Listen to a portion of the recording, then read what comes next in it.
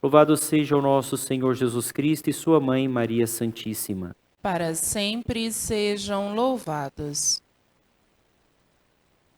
Desde a semana passada, nós estamos meditando sobre o livro de Samuel e vendo toda a história, todo o percurso dentro da história da salvação que fizeram os reis, os primeiros reis. Deus havia escolhido Saul como um rei querido e Saul fez aquilo que desagradava a Deus e por isso ele foi destituído do trono. Enquanto isso, Deus escolheu do meio do pastoreio das ovelhas um jovem que, dedicando toda a sua vida a Deus, se tornou uma grande referência entre os reis de Israel, né, entre o povo de Deus. Tirado de uma ação, de uma função comum, ele passa a ser, então, condutor, como um pastor, para conduzir o povo de Deus.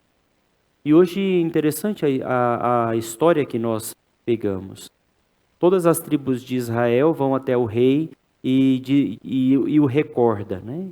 Que ele foi escolhido quando ainda era um servidor do rei, Saul, ainda no reinado de Saul, um governador, alguém que cuidava dos bens do reino, e que Deus o chamou, o ungiu para ser o rei de Israel. Em primeiro lugar, Davi reinou sobre Israel durante 7 anos.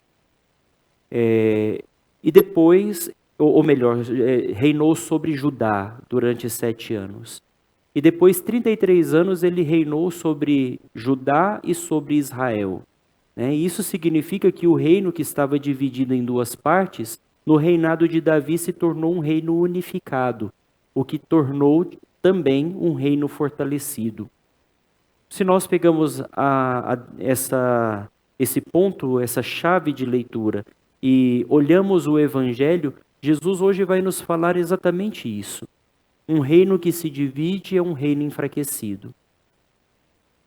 Jesus era acusado de expulsar os demônios por meio de Beelzebu. É por Beelzebu que ele expulsa os demônios.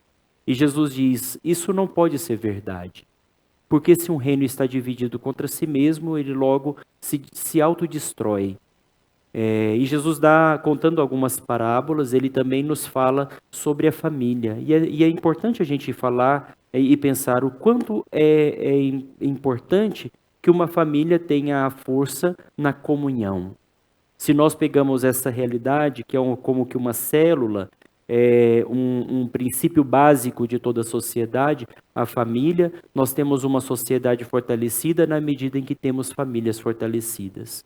E se nós transportamos também o nosso pensamento e a nossa reflexão para a família de Deus, que é a igreja, nós precisamos perceber e lutar para que a nossa igreja tenha de fato uma comunhão. É na unidade que a igreja se torna realmente fortalecida. Na divisão, a igreja se enfraquece e os seus membros se perdem. E é por isso que nós, como membros de Cristo, nos fortalecemos uns aos outros. Porque se um membro sofre, todo o corpo sofre. Mas se um membro é honrado, também toda a igreja é honrada.